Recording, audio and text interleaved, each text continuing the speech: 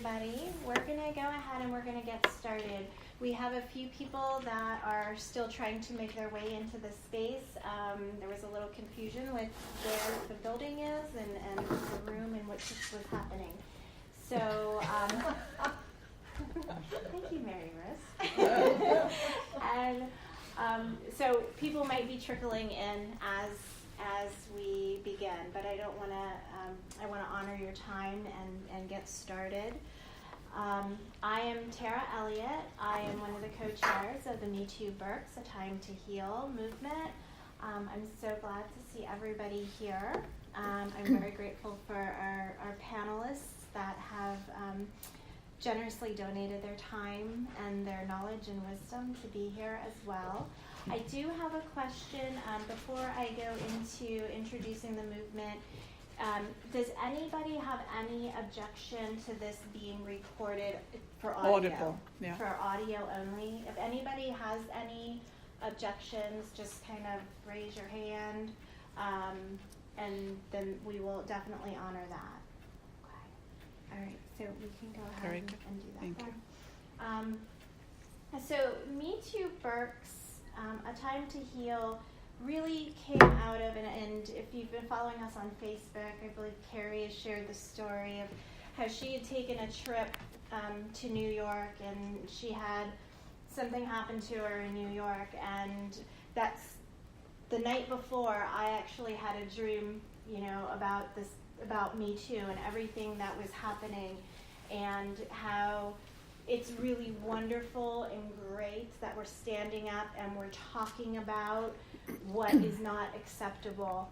And I was noticing how a lot of people, the clients that I work with and other individuals, were really being triggered. And it's great that we're talking about it, but what do we do next? Nobody was talking about healing. And I got a message from Carrie saying, we need to talk. And I'm like, yes, I need to talk to you too. And as she shared her story with me, I was like, you know what, I just had a dream about this. And we both said, we need to do something. So this is how this came to be. We reached out to some amazing clinicians and practitioners in our community who jumped on board and really helped us put together these events. So we're really grateful for everybody that donated their time, came to our meetings, and have put in a lot of effort for this. We do have 13 events that are coming up. We have today's panel. Also tomorrow we have an intro to mindfulness, and then on Tuesday we have a trauma touch therapy information session. And the locations that we have for these events for future Saturdays are going to be at the UUC Church on Franklin Street, and the ones that are on Sundays and on Tuesdays are going to be at the Home PYM Retreat Center, which is off of Skyline Drive. You can find those addresses on Facebook. We also have some brochures up here that if you want to take some, we have the addresses on the back here. We have one other event that's going to be here at RAC over in the Miller Center, and that's going to be on March 30th, which is a speaker event, but you will also have opportunity to ask questions from the audience as well. So thank you for being here for our first event, and I just want to take a moment to introduce our panelists. I'm just going to do this very quickly, and then I'm going to turn it over to our moderator, Henrietta Alden. Over here we have Dr. Michelle Pohl. She is a clinical psychologist and she works at the Karen Foundation. She is going to be talking about psychological boundaries, what they mean. And we have Sudha Ali over here, who is the founder and primary teacher at the Kamala Foundation. She is going to be talking about boundaries from the yogic and Buddhist perspectives. And we have Colleen Tilger, who is the counseling coordinator at Penn State Berks. And she's going to be talking about what boundaries are, how do we set them, what do we do when people don't respect those boundaries? And here we have Henrietta Albin, and she is a doctor of naturopathy. Did I say that right? You did perfect. I was like dreading that word the whole time. And she really focuses on a holistic approach to well-being and healing. So, welcome everybody. Thank you. I am so looking forward to this. And Henrietta, I am going to turn this over to you. Henrietta will be our moderator, and she will be taking questions at the end after our panelists have spoken. Okay. Thank you all for being here. Thank you, Tara, for the introduction. Ladies, I think we decided to start with you, Michelle. And so Okay. take it away. I'll get started then. Thanks everyone for coming, and I'm really excited to be part of the panel, but also to be a part of the conversation.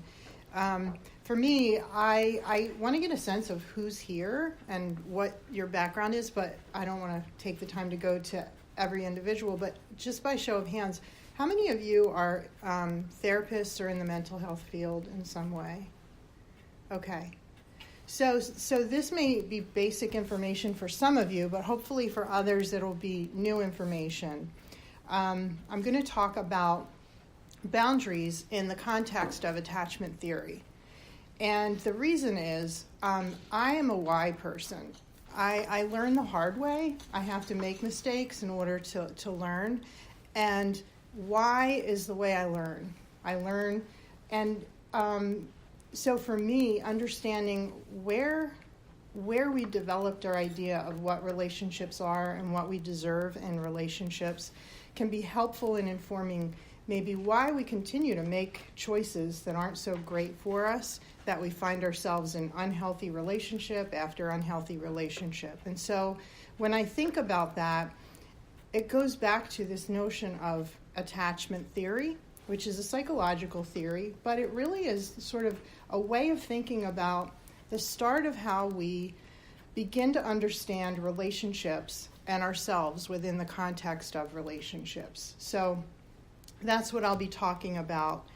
And there sort of are two different sets of attachment. Well, there are more than two, but two that I'll talk about today. One is infant and child attachment, because I think it is important to look back at that to understand maybe why you are where you are today. And then I'm going to talk a little bit about romantic attachment, because I think that's really relevant to the MeToo movement. And so, how many people are familiar with attachment theory? Okay, about half of you. All right. So, we start learning about relationships almost from day one when we're born. And it starts with our primary caregiver relationship. So infants are wired to get their needs met. They cry, they fuss, they smile at us. All of these behaviors are meant to elicit from that primary caregiver behaviors that keep them safe, that help them. They want to be fed. They can't get up and obviously go get their own food, but they can let a caregiver know that they're hungry, that they need to be changed, that they don't feel well, they're sick, or that they just want to feel loved by smiling and cooing. So at the same time, adults are often are wired to give that response to babies, to children as well. And so an infant and children actually gravitate toward a primary caregiver, their primary attachment figure. And it's often the person who spends the most time with them, who is accessible, attentive, makes them feel loved, cared for. And this consistent support from a caregiver will lead to a secure attachment style. And that's important. Consistency is important. It sounds really simple, right? So you have a baby, you have a caregiver parent, and it should work. Everyone should be securely attached, but we're not. So it isn't really that simple, and here's why, at least part of why. And I need notes to keep myself on track, otherwise I'm going to take all your time And I don't think you all want me to do that, and I don't want to do that. So when you think about the parent-child relationship, differences in babies enter into how attachment is developed. Differences in a parent or caregiver and their resources enter into how attachment is developed. So quickly, there's the easy baby. We've all heard of the easy baby. They don't cry a lot, but when they do, you meet their needs, and then they get happy again. They're very pleasant babies. They're easy to take care of. And not everybody gets a baby like that. Then there are the fussy babies. And again, this is on a continuum. So you don't either have an easy baby or a fussy baby. There's a continuum here. And fussy babies are wired to have a higher, they react to stress more intensely and more quickly than the easy baby does. And it requires a lot more care from the caregiver, patience, attention, to calm this baby down, to give them what they need, to make them feel safe and secure. So in the context of that, you can see where attachment styles could be developed on different trajectories. Add into that differences with parents, caregivers, and also their resources. So think about the mom who maybe has an easy baby. She also doesn't have to go out to work. She can stay home. She's a stay-at-home mom. She has a lot of family support and financial support to hire people to maybe come and help her with her baby. And even if it's a fussy baby, she still has that support. So she can be recharged, replenished, and she can be emotionally available to take care of that baby, to help that baby to feel secure, safe, attend to all the baby's needs. Easy, right? Unfortunately, not all caregivers have that situation. So you have a mom who has a couple of little ones already, and she has to work, and her partner has to work too. She doesn't have a lot of financial resources to hire people to help her. She doesn't have a lot of support from family to help her either. Plus, maybe she has other competing needs in her life, like a mental health issue or an addiction issue or a trauma history. And so her emotional bank is pretty depleted a lot of the time. She's not going to have a whole lot left to take care of the baby, even if it's an easy baby. But think about if it's a fussy baby. So that child may not learn that his or her needs are going to be met. Or if they are met, it's not consistently met. So babies don't think about this, but they learned this in some way, unconsciously, and that's how attachment behaviors are developed. That's where we learn how to expect to be treated in relationships, too. That's the beginning of it. And so when a baby or child learns that their needs won't be met or will be met, but inconsistently, a couple things can happen. They can become really anxious in relationships, or they can become avoidant in relationships. So I'm going to talk a little bit more about that. So 3 attachment styles in infancy and childhood. The first is secure, and about 60% of children have secure attachment with their primary caregiver. So and I'm a research geek, so I'm going to talk a little bit about the classic studies, but not too much. How am I for time? About 7 minutes. Okay, so I need to speed this up. So secure children, when their caregiver leaves the room, they cry a little bit, but then when the caregiver comes back, they seek out their caregiver, their parent, and they're calmed down pretty quickly. They feel like, okay, I'm good now. I'm safe. This person is going to take care of me. So compare that with the anxious attachment. These kids have a higher baseline of anxiety. They're just generally, they're not settled, let's say. And so when a caregiver leaves the room, they have an extreme response, high distress, and it can't be consoled. And then when the caregiver gets back, that distress still is there, and it takes a long time and a lot of work to really regulate that child. So that would be what insecure attachment might look like from an anxious perspective. Avoidant attachment, 20% of children have avoidant attachment, Very interesting. These kids have no reaction when the parent leaves the room. And when the parent comes back, they don't seek the parent out, but they also avoid contact with the parent, and they just continue to do their own thing.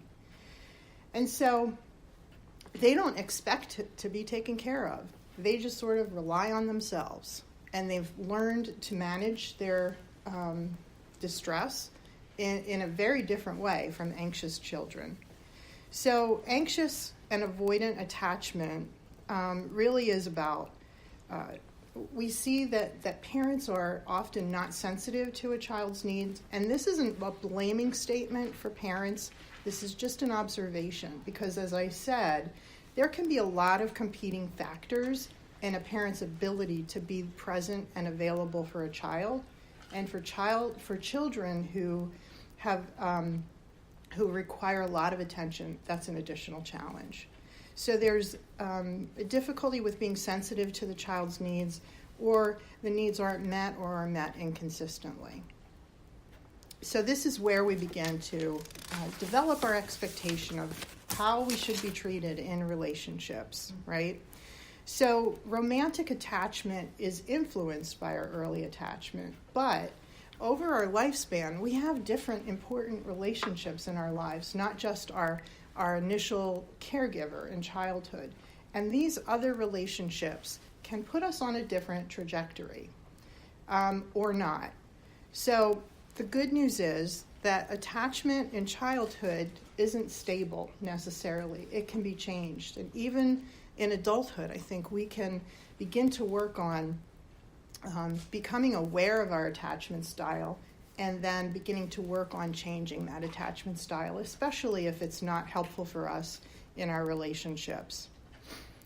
Essentially, when healthy people come into our lives, they can show us that we deserve to be treated well, that we deserve to ask for our needs to be met, and that our needs will be met, and that we deserve to say no to things that we don't want in our lives, and that's also respected in that relationship. So there are a couple statements here that I was going to read to you, but I think in the interest of time, I won't. No, I think you're good. You're on a roll, please. Okay. Yeah. So I want you guys to listen, and based on what I just said previously, infant attachment styles are very similar to romantic attachment styles. So tell me what this sounds like to you. And not the therapist, because you'll all know. I'm somewhat uncomfortable being close to others. I find it difficult to trust them completely, difficult to allow myself to depend on them. I'm nervous when anyone gets too close, and often others want me to be more intimate than I feel comfortable being. Secure, anxious, avoidant. What do you think? Avoidant, yes. I find it relatively easy to get close to others, and I'm comfortable depending on them, having them depend on me. I don't worry about being abandoned or about someone getting too close to me. Secure. And anxious, since it's the last option, I find that others are reluctant to get as close as I would like. I often worry that my partner really doesn't love me or won't want to stay with me. I want to get very close to my partner, and this sometimes scares people away. Mm-hmm. Yeah. So secure adults in romantic relationships tend to be more satisfied than insecure adults. These relationships are often characterized by longevity, so they last a while. There's a lot of trust, there's commitment, and interdependence, so they rely on each other.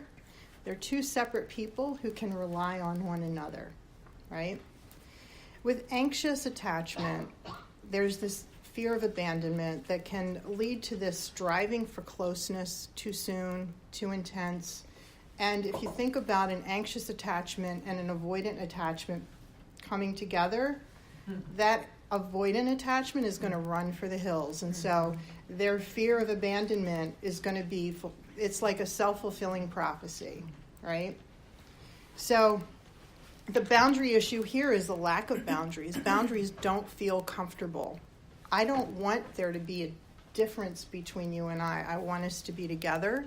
So that feels best to me. And that lack of boundaries can lead to people not understanding that you can say no, that you should say no. And it also prevents people from individuating, from feeling like you're a whole human being without a partner. So, avoidant attachment, as you may guess, fear of closeness. These are the folks who have difficulty with commitment, with being too close, with disclosing. You never really get to know them. There's someone I used to work with, and a person who knew that individual would say, he's the nicest person you'll never know. And I think that's a great statement, because they can be personable and pull you toward them, but they're like this, right? And folks with this attachment style tend to have not just boundaries, but there's a castle wall with a moat around it. So there's this rigidity that no one's going to get near me because no one's going to meet my needs. I have to just rely on me.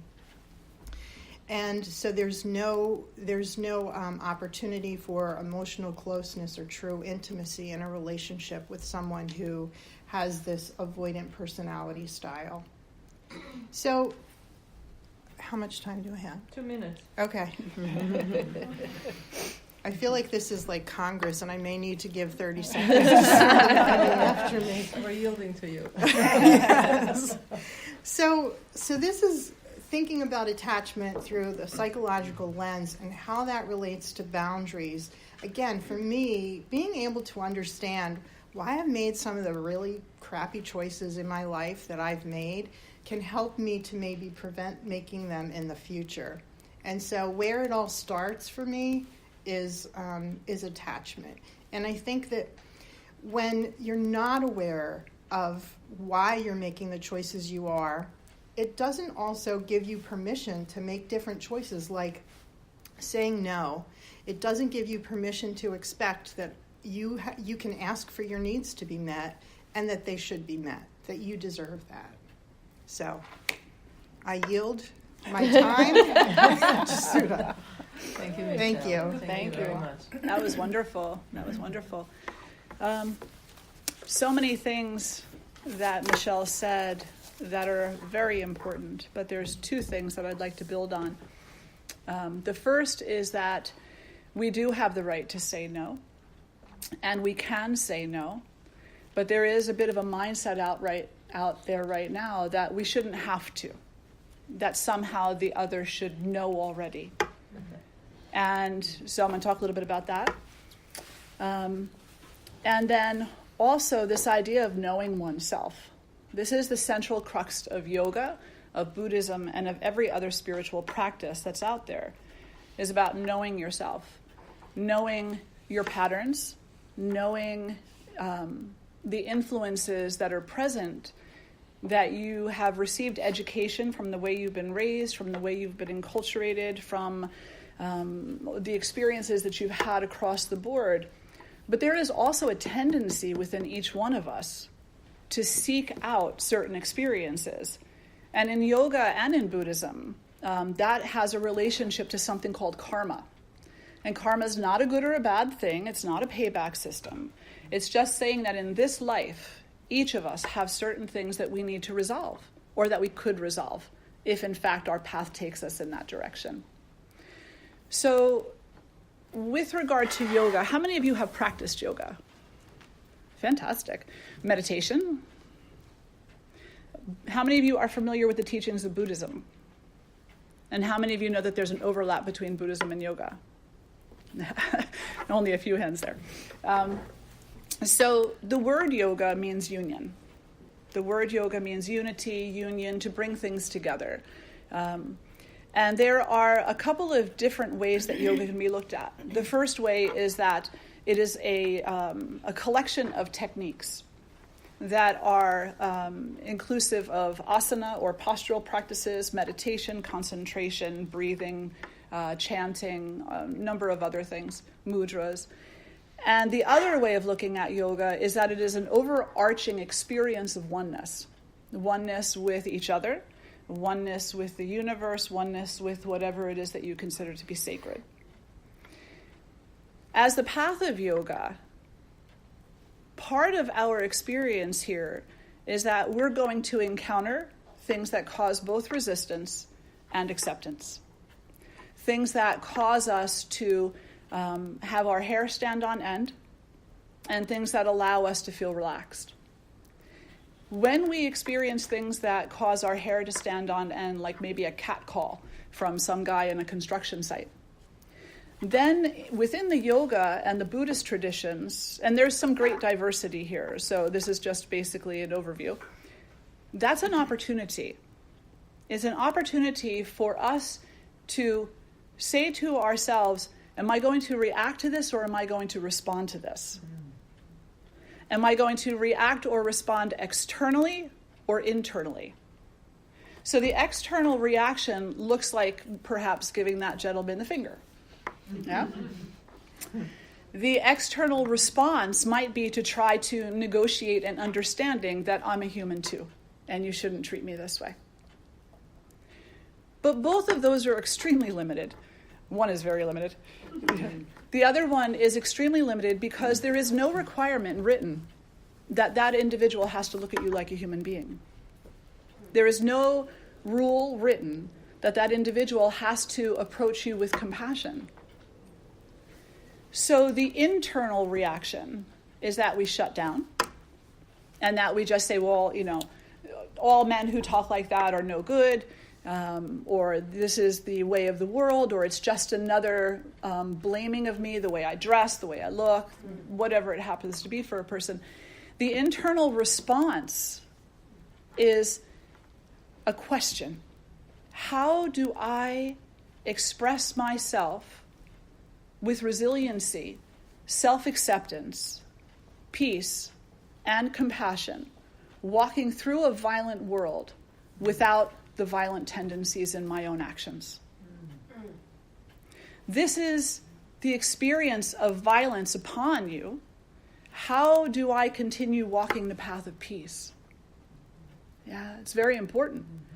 That's the crux of the yoga practice. And that's, for many who practice the yoga, that's why we come to yoga, is so that we can learn how to tread the path of peace no matter what it is that we come up against. The other thing to take a look at is to understand that boundaries are, it's a really interesting topic, because we say, well, I need healthy boundaries, but what do you mean by that? To you, what is a boundary? You have many boundaries. You have physical boundary, you have mental, emotional boundary, and then some people, particularly spiritualists, will say, I have a spiritual boundary. The reality is, you do have a physical boundary, you do have an emotional, mental boundary, but you don't have a spiritual boundary. Because spirituality is oneness, which means there are no boundaries. So when we start working with people on a spiritual level, we're not shutting people out and we're not welcoming people in. There are no boundaries and there are no gates that swing either way. So where the boundaries need to be set is in the physical and in the emotional, mental. Our yoga practice, our meditation practice, is what allows us to begin to set the physical boundaries. But who is setting those boundaries and with who? You, as the student, are setting those boundaries with yourself. You're coming into class and you're learning about what aggravates you. You're learning about what fatigues you. You're learning about what inspires you and what invigorates you. And you're learning that when something fatigues you or causes you to feel angry, that there is an alternative way of dealing with that. One of those ways might be to breathe. One of those ways might be to step back and consider where this reaction is coming from. What root is it coming from?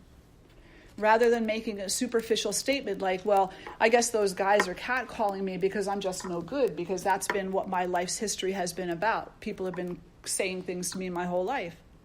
And instead, going to the root. And in yoga, the root is not what you have learned from other people. The root is not what you have been enculturated into. The root is not outside of you. The root is within you. The root is how you see yourself. The root is how you see yourself. The root is how you relate to yourself. And potentially, and most importantly, within yoga, with a capital Y, The root is how you have a relationship to all that is sacred and divine in this universe and beyond. In that circle of understanding, we have a unique opportunity. And the unique opportunity is to accept the fact that there are going to be people out there who catcall.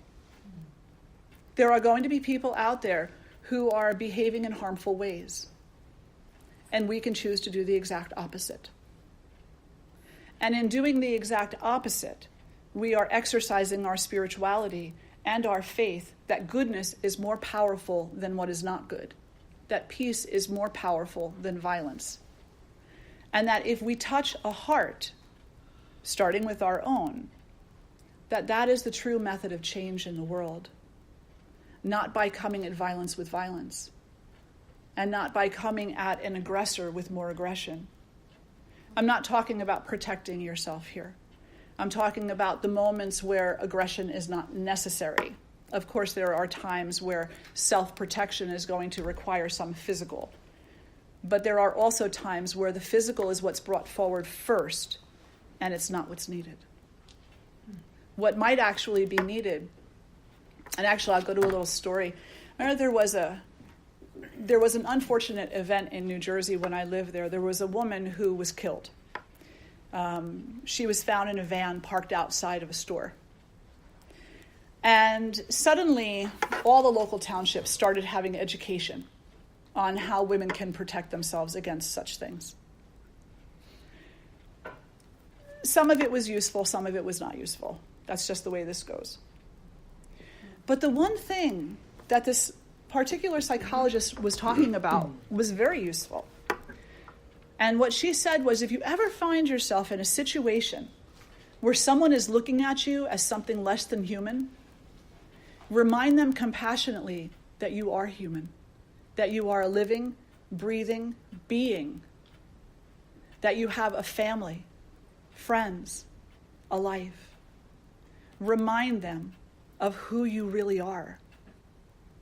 And that in many instances, that is enough to begin a dialogue that potentially could change the circumstance and perhaps bring a sense of lightness to the heart of the aggressor. The story doesn't end there. At another point in time, there was a woman who was a teacher in high school, and a young man got into her car, a young man she knew because he was one of her students previously. He asked if he could speak with her, and he got in the car with her. And whether or not that was good or bad judgment on her part is irrelevant. What ended up happening was that the boy pulled a knife on her, and he was threatening to kill her, and he caused her to drive her car to a secluded area. And the entire way there, she started talking about her grandchildren. She was talking about her family. She was talking about her hopes, her dreams, and her aspirations, even though she was shaking and so obviously nervous because of what was happening. She just kept talking about being a living, breathing human being with feelings and with people who cared about her, and the fact that she cared about people, and that she actually even cared about this aggressor. She actually even cared about him. She didn't look at him and say, "You're garbage because you're doing this." She said, "You have a life ahead of you." And so the long story short is that at the end of this incident, he let her go. He let her go. And he didn't fight the police when they came for him. And he served his time, or he's in the process now of serving his time for what he did. And this is not going to be the outcome of every single situation, but it is a potential outcome. And the other thing that yoga and Buddhism teach is the power of potential and recognizing potential.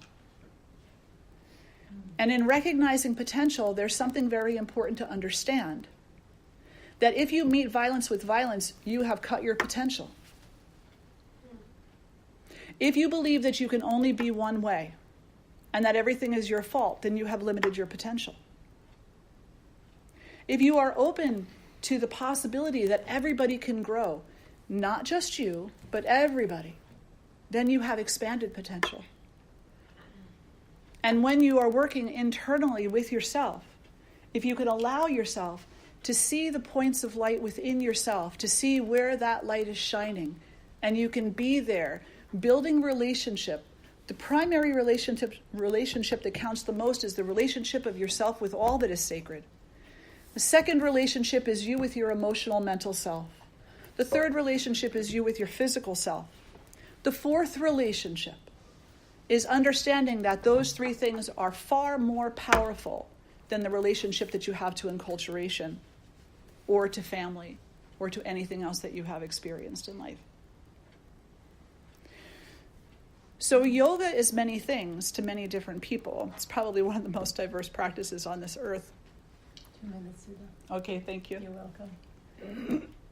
But I don't know that there is a practitioner out there who would deny that the one thing that yoga brought them was a deeper understanding, or at least inquiry into who they really are.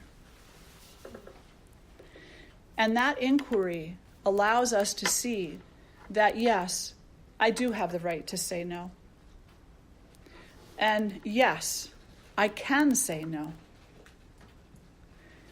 The reason I'm saying no has less to do with what is happening outside of me and more to do with my own practice of integration of self. And that's where the respect and the dignity and the growth and the education from the experience is nestled. It's not in retaliation. It's not in reaction. It's in a personal sense of responsibility, the ability to respond and to keep your spirit intact through awareness and through compassion. Thank you. Thank you very much. Thank you. That was beautiful. Thank you. All right, Colleen. I'm Colleen. I do serve as the coordinator of counseling services at Penn State Berks. So I have a long history of working directly with clients, and so today I'm going to be talking about the practical aspects of boundaries, which basically is, what are they? Why do we need them? What do they do for us? What do they look like? How do we set them? What problems do we have setting them with other people? And what do we do if somebody violates or pushes our boundaries?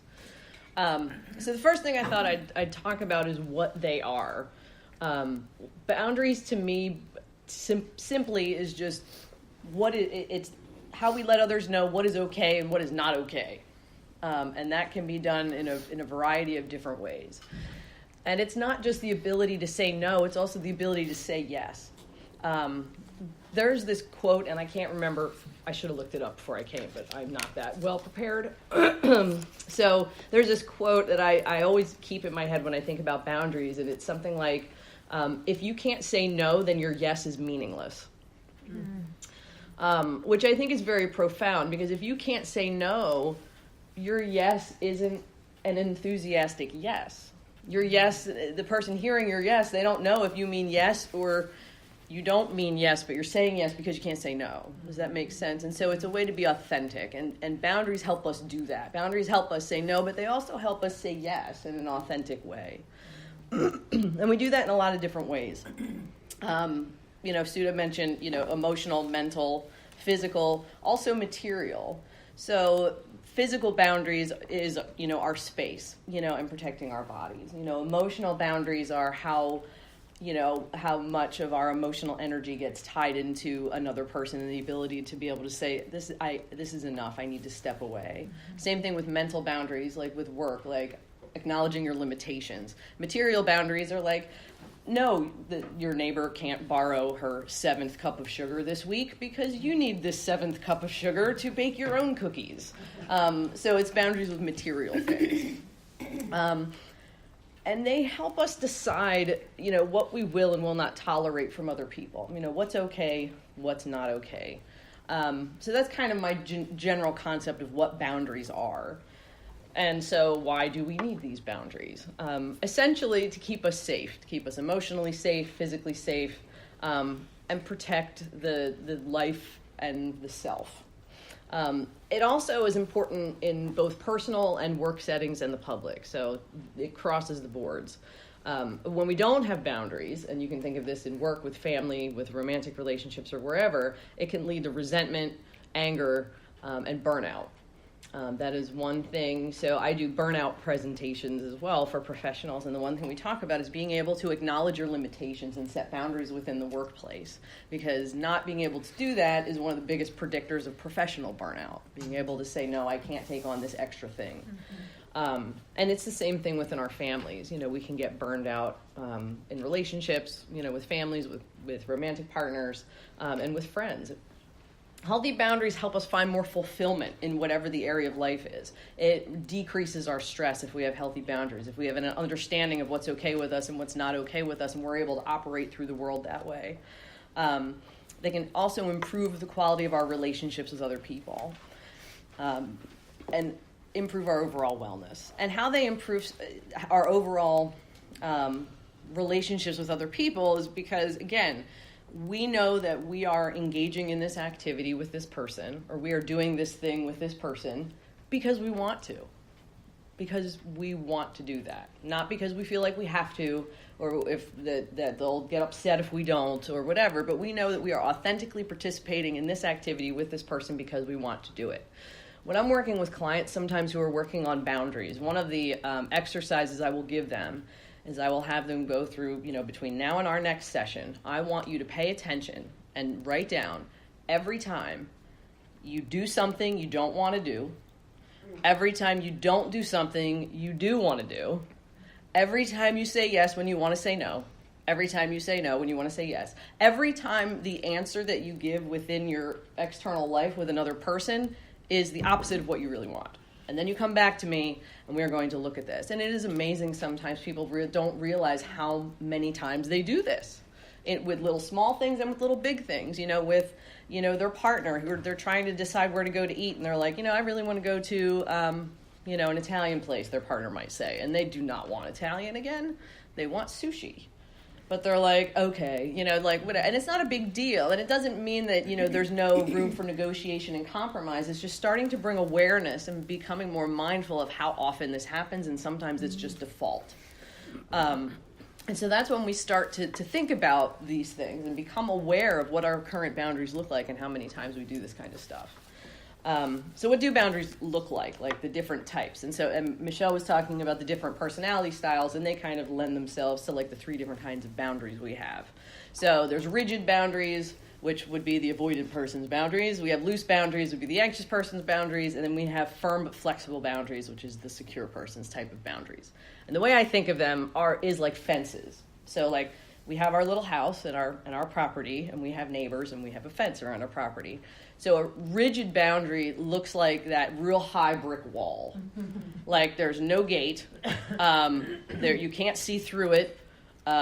You can yell to the neighbor, be like, hey, what's happening? But they can't see you. You can't see them. You don't let them in. You don't go over there. That's the rigid boundary. There is no flexibility. On the opposite end are our loose boundaries. So that is like having a fence made of a shower curtain, where it's just flowing in the breeze. And, the neighbor might have a dog, and the dog can just run right through it and poop in your yard whenever it wants. And there's nothing you can do. It's just coming in, coming out. The neighbors come over whenever they feel like it. It's just, there's nothing. It's just open. Now, on the other side, the brick wall person, the dog is not coming to poop in their yard. However, they also don't get to interact with the dog or play with the dog or invite the dog in. You don't get the poop, but you also don't get the snuggles from the puppy. So that is an issue. Whereas the firm but flexible boundaries look like a wooden slat fence that's a reasonable height. You can see over it. You can see through it. You can interact with your neighbors. And there's a gate on it. So you have that ability to open it and let them in. You have the ability to shut it, but still be able to interact in a safe way. You can invite the dog in to play, but he's not just going to come running through and poop wherever he wants. So those are kind of the ways I think about the different kinds of boundaries. And the other thing is that we're going to have different kinds of boundaries depending on the different kinds of people we have in our life. if we have a very close friend, our boundaries are going to look very different. They might be a little looser than they would be with an acquaintance or like a coworker. There might be a very unhealthy family member who you feel like you need to have pretty rigid boundaries with in order to keep yourself safe, and that's okay. But it's about recognizing for you, because the main purpose of boundaries is to keep us safe, keep us physically safe, emotionally safe, mentally safe, and materially safe. So they're going to look different in different situations. So how do we set these boundaries? How do we let people know what's okay and what's not okay? So the first thing we have to do is look at the boundaries we already have, because we all have them, whether or not they're too loose, they're too rigid, they're healthy, and just kind of evaluate. And that's kind of an example of that exercise I gave my client. Like, let me think about what boundaries I already have. Are they okay? Are they keeping me safe, or are they not keeping me safe? Do I come out every time I spend time with this particular friend of mine, and I just feel completely emotionally exhausted at the end of the day? Those boundaries, I might need to look at what kind of boundaries I have with this person. I might be getting emotionally taken advantage of, and I might need to set some boundaries.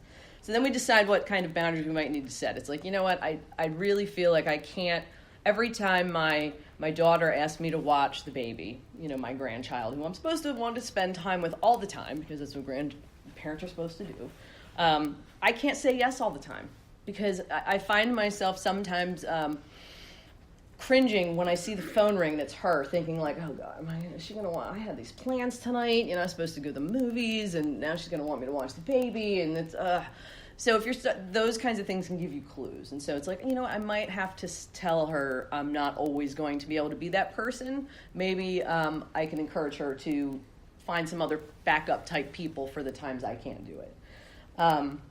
When we talk with a person, we want to approach them in a private and respectful way. Because if we don't have healthy boundaries and we think about setting boundaries and we're like waiting, sometimes that comes out as the daughter calls and be like, hey, can you watch the baby? And the mom and you freak out. No, I'm not watching the baby. You asked me to watch the baby 20 times this week. I'm not watching. You can't do this all the time. And there it goes. That is not a healthy way to set it. How many of you have done that? I've totally done that. Like when it's like it's the last straw, and I'm like, I need to set a boundary because I've just lost my mind on this person. That is another clue that you need to set a boundary. You feel that resentment building. So that's not an appropriate way to do it, by the way. But that's what happens when we don't. So approaching them respectfully and privately, paying attention to your body language and what you're saying, and be very clear. We don't need to over-explain our boundaries. No is a complete sentence. We don't need to say why we can't watch the baby every time. We just need to let them know we can't anymore. I'm not going to be able to, watch darling grandbaby every single time you call. I think we might need to limit it to once or twice a week. That's all. Like, there is no explanation needed. Because sometimes if you try to make an explanation, what do people do? They are going to argue, negotiate, or bully you.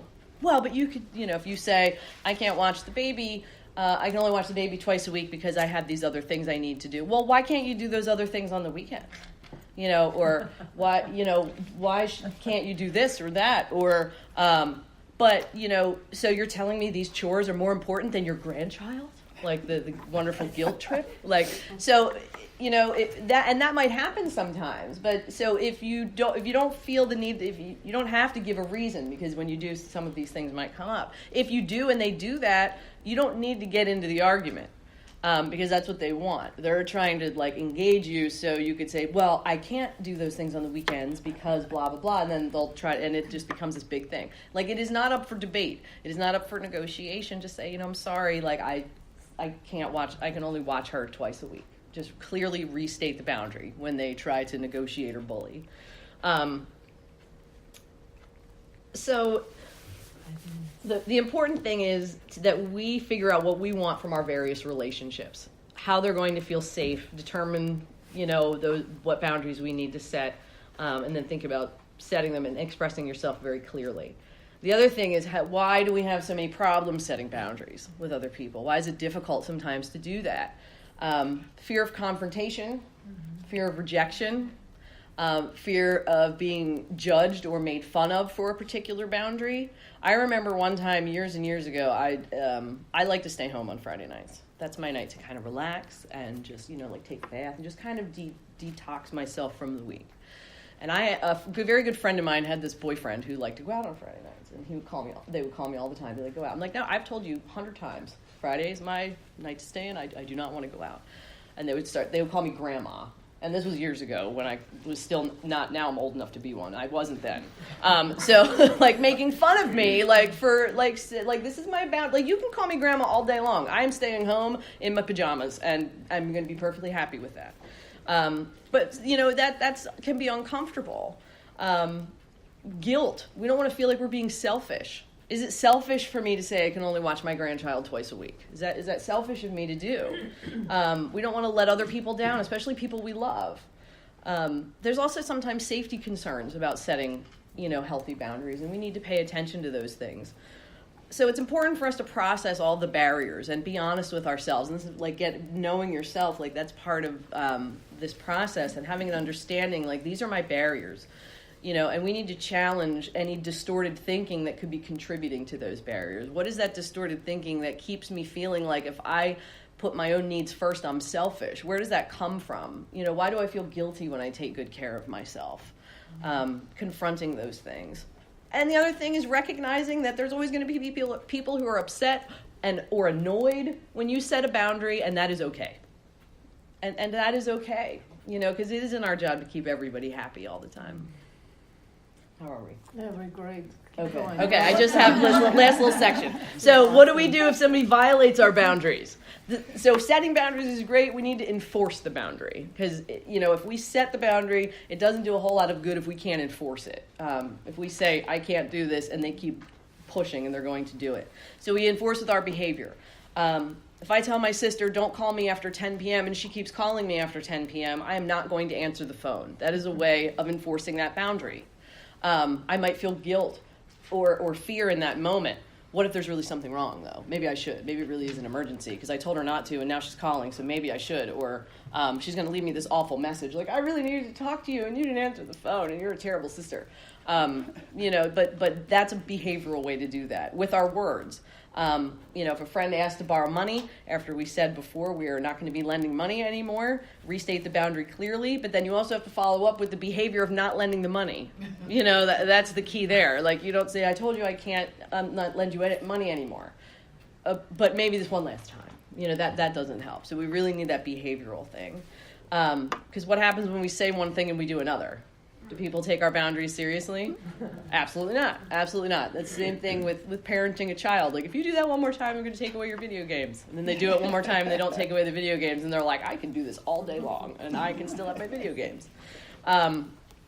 So our consequences have to be clear and related to the boundary itself. And there's different examples, and maybe in the discussion we can talk about that. But very clear, behavioral. We need to be willing. Don't set a boundary you're not willing to adhere to. If you say, if you call me names one more time, I'm breaking up with you, and you're not willing to do that, do not use that as the consequence. If you call me names one more time during a conversation, I'm going to hang up the phone. But don't set a consequence you're not willing to follow through with in a behavioral way. So that's important to think about before you set them. Thanks. Thank you, Colleen. Thank you, all of you, very much. This was really quite entertaining and interesting. When we see the boundaries approached from very different angles and what they lead back to. So at this stage, we would invite your questions if you have any. And I would like to suggest, even though it is being voice recorded, we are not identified.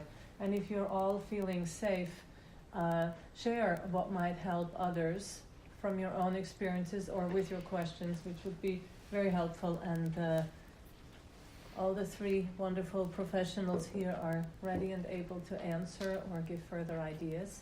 So anyone have a comment, a question, another story? And we've all been there, haven't we? Mm-hmm. We've all been there with Sudha and the cap calls.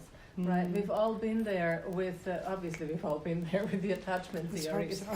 So we all come from mothers and we are all in the same boat, even though we're not all at the same stage. So, any questions, ladies?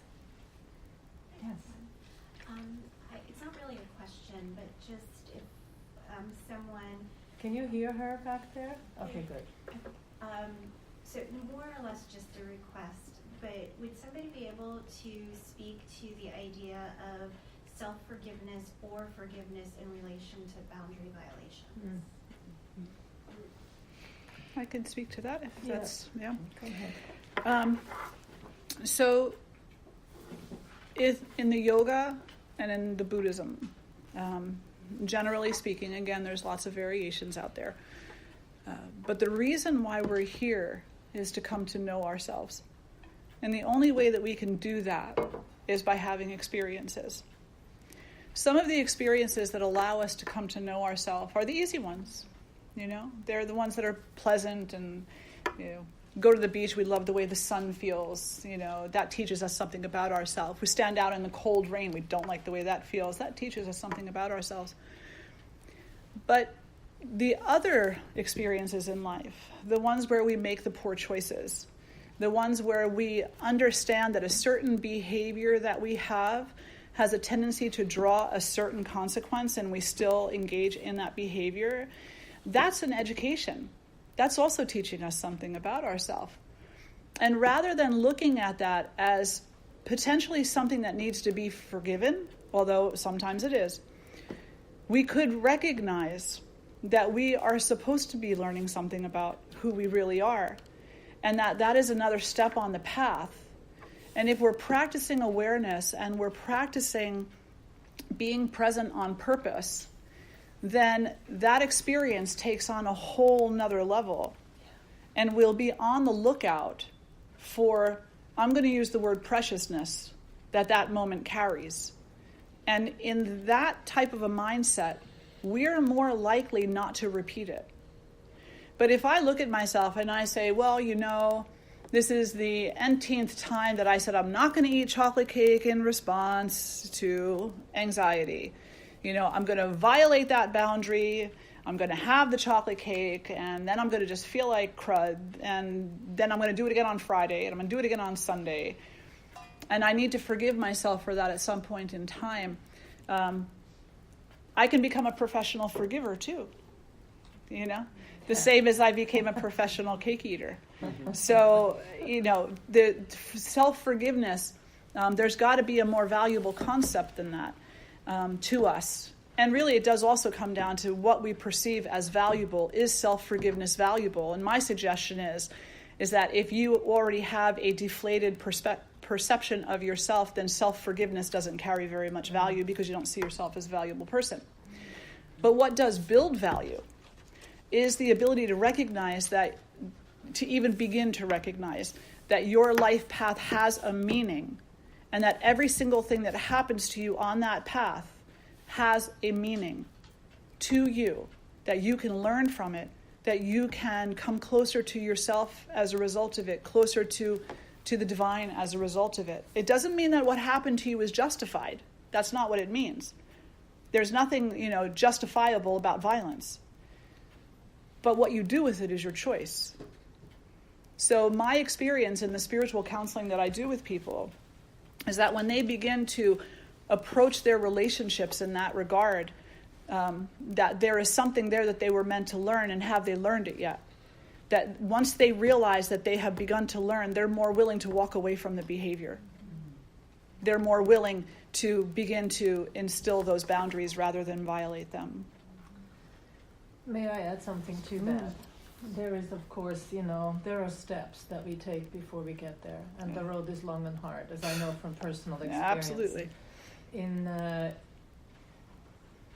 So the whole piece of experiencing something, criticizing ourselves for it, making ourselves wrong over it, I'd love actually to have Michelle address that in a clinical setting, because I think there's great value there as well, because it is, we grow into wanting to know more, and we grow into not so much the self-forgiveness. I think that is almost like a beautiful end product of the journey, but actually, what are the concrete steps?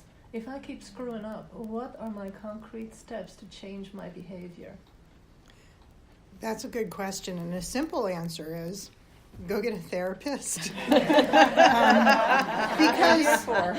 I think that insight into behavior doesn't necessarily translate to change in behavior. And so if you have the insight, but you're not using it to change, again, we come back to the question, why? And you may need someone to help you to figure out why. Maybe you're not ready to do the right thing. I've been there for sure.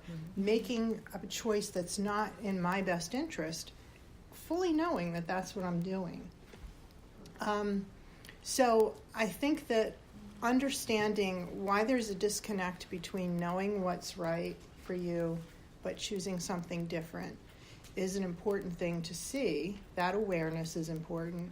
And like I said, if you need help bridging that, a professional, a good friend, a spiritual advisor, I think all of those professionals can be helpful in that regard.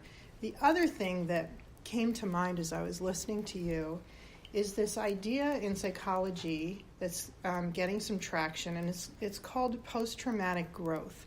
And it really speaks to what you said, but in a more theoretical way, where there's been a lot of research and demonstrated growth, change, healing beyond. So something happens that triggers a trauma response in an individual. That person not only can heal from the trauma, but then they become even better, more functional. Their life has more meaning because of what they've gone through. And the best example that I can give of that is when I hear people introduce themselves as grateful recovering alcoholics or addicts. They're grateful, and it sounds crazy, but their life is probably better in recovery than it would have been had they not gone through the disease of addiction. So, yeah. Could I add to that?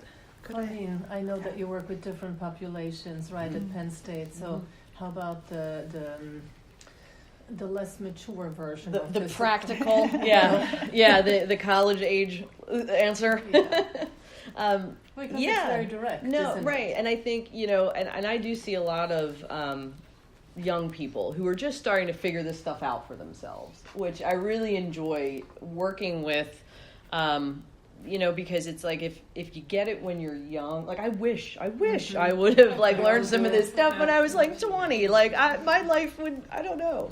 But anyway, so then they're just starting to figure this stuff out. And so it is a lot of practical, here's what we're going to do. And so for someone who knows, that they're making unhealthy choices, knowing is half the battle, just recognizing that I am, continuing to not set a boundary I should set with this person. Recognizing that, that's probably the hardest part.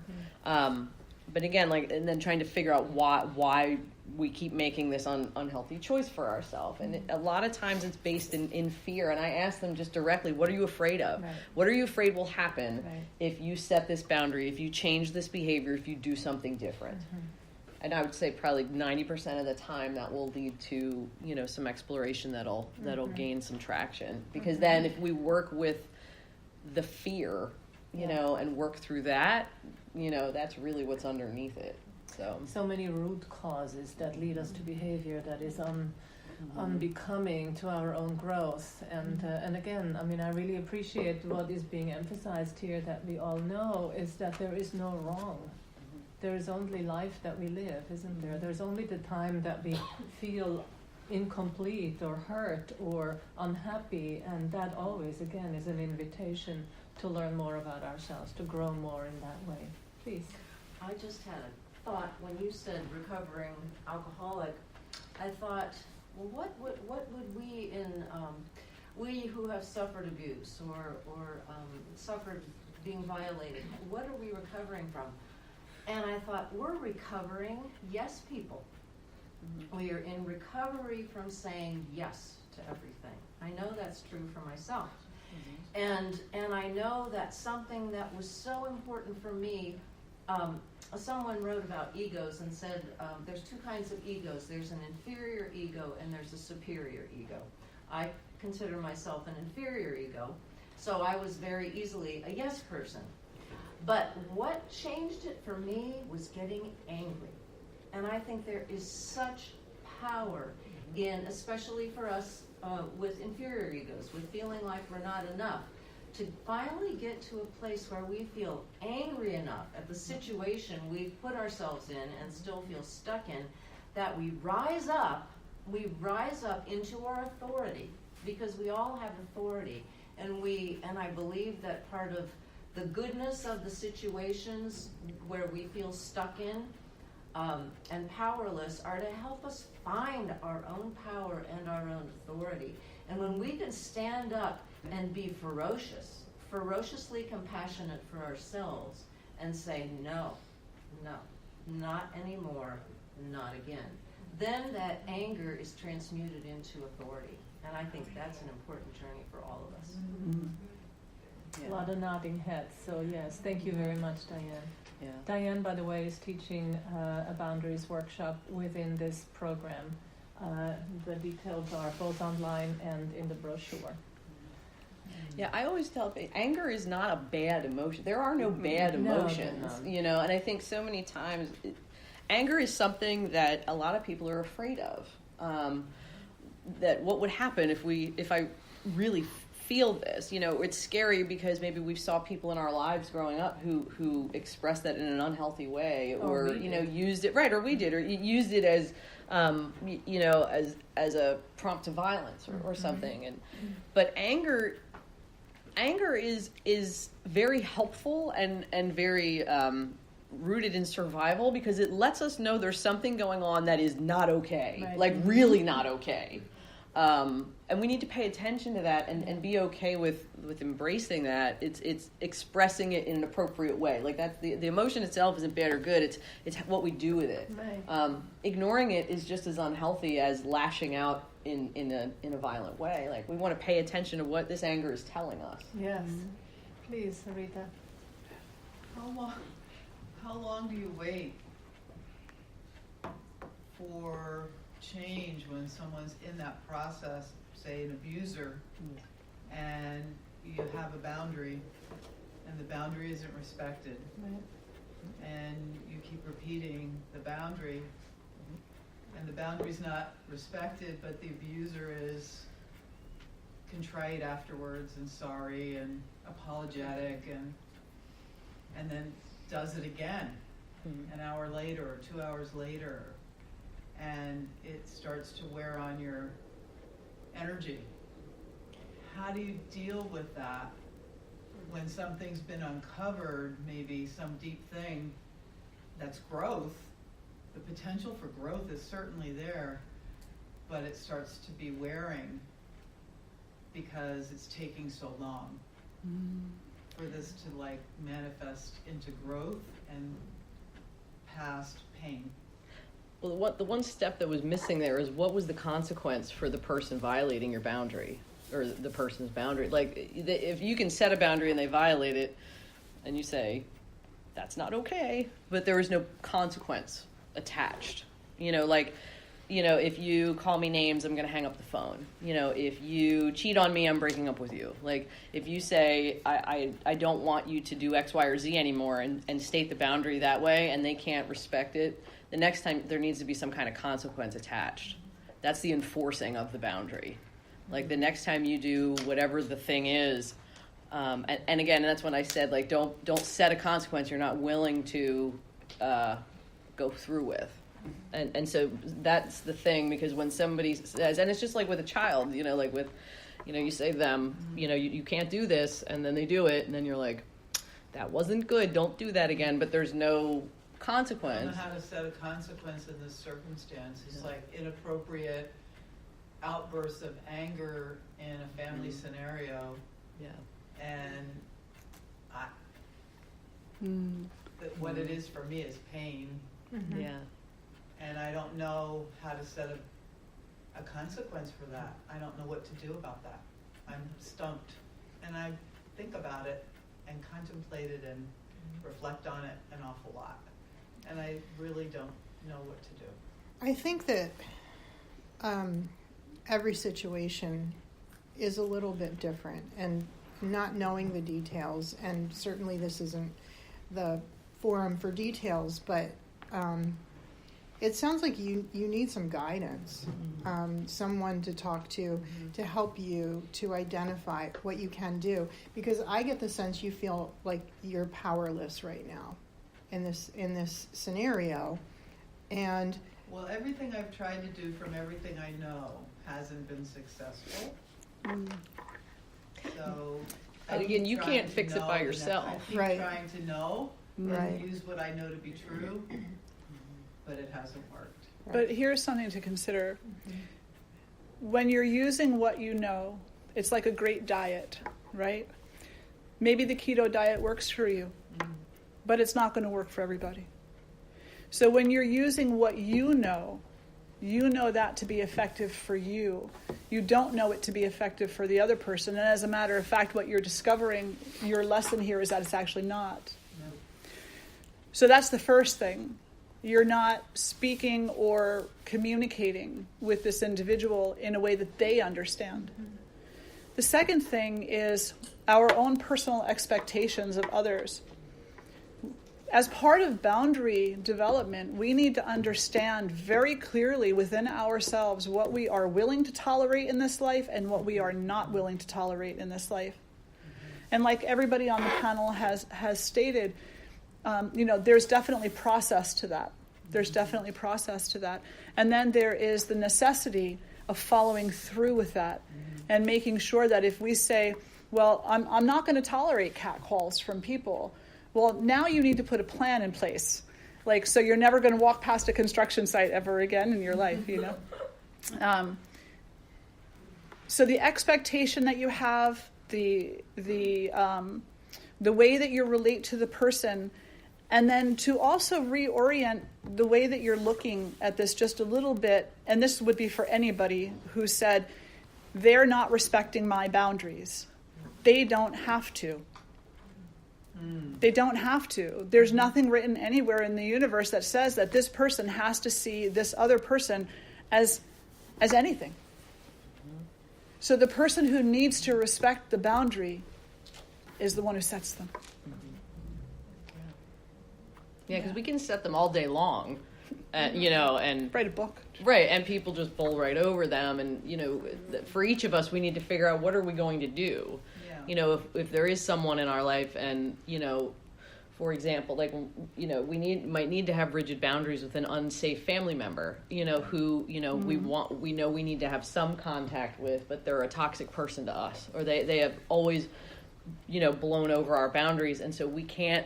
We need to have very rigid boundaries with this person and keep them here, because we tried setting healthier boundaries and they just won't listen. So we need to I like that we need to respect ourselves enough to respect our own boundaries. And knowing when to ask, knowing too when to ask for help, to figure out how you're going to do that. Yeah, I'm in process of that, but the help directions aren't working either, so. Okay. I have to go another level of personal boundaries, and that's the point I'm at, is another level of a personal boundary, which is scary. Yeah. and it is a personal boundary, because the other question that you might ask yourself, and this would go for anybody else also, is not, and we all do this, we all say, when are you going to learn? When are you going to change? The more accurate question, and potentially here the more important question is, when am I going to learn this lesson? Yeah. How long is it going to take me? And am I building a foundation that will support me while I'm in that process? Which could be looking for support elsewhere, all of these things. Which is what keeps me in the loop, because that part is a little scary. And I think that's what keeps us in the loop. It can be very hard to Absolutely. exclude those disturbances from the family.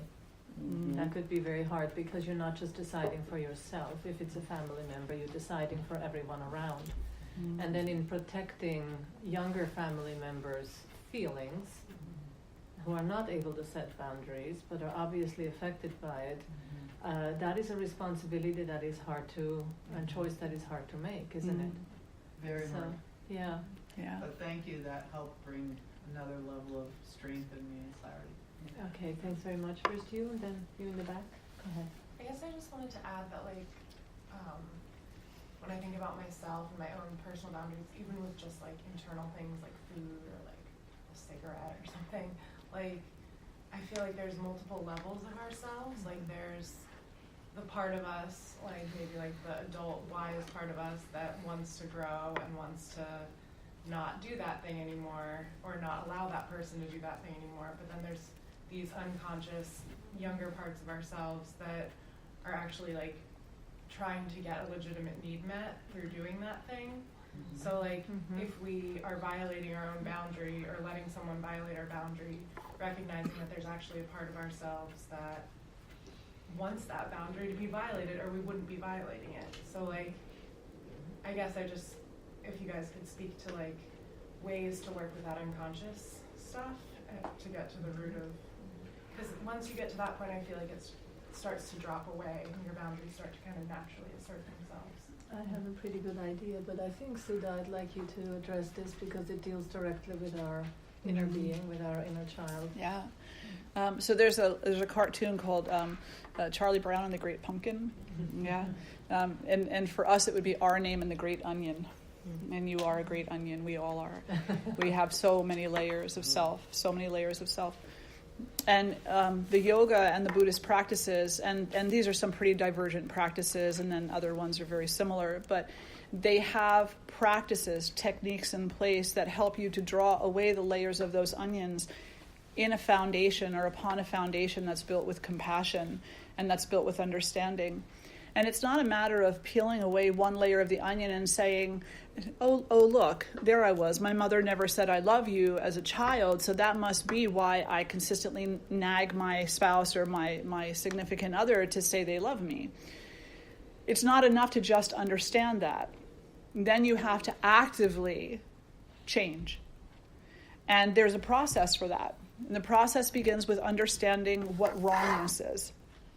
Not wrong like in right and wrong, but wrong like in the icky feeling that you get inside when something just isn't right, when something is off.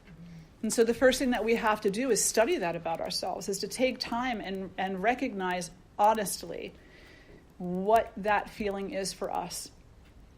And then, without reacting and responding, we commit ourselves to self-study. And then we step back and we say, well, this is the boundary that I would put here. Am I willing to do so? And give ourselves an honest answer. And if the answer is no, I'm not willing to put the boundary into place here, then accept that. And don't condemn yourself for it. Don't be like, oh man, I screwed up again. Here I go. This is the story of my life. No, it's not the story of your life. It's the story of that moment. Those couple of seconds in time, which are going to pass. So you look and you say, this is the typical boundary that I would put into place here. I am willing to put it in place. I'm not willing to put it in place. And then through responsiveness, not reaction, as best we can in any given moment, we reapply and step back into the situation in a way that we feel is appropriate to us. This is in yoga what we call mindfulness. We're not acting blindly, and we're not lying to ourselves. Lying to ourselves is a way of acting blindly. When we say, well, you know what, I'm gonna put on the short skirt and the low cut top, and I'm gonna do up my hair, and I'm gonna walk past the construction site just to tell them that they don't have a right to say anything to me. That is lying to yourself. That would be lying to yourself because they are going to.